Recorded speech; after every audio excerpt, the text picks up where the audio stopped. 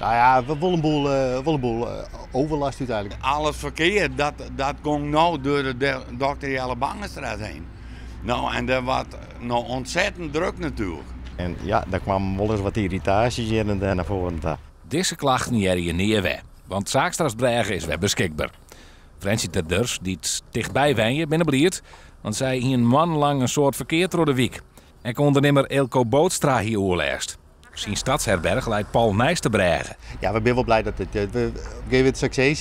Je stelt je in op het hele gebeuren en dat het dat dit er nooit wel, maar nou het einde nadert, dan heb ik wel zoiets van ja, gelukkig.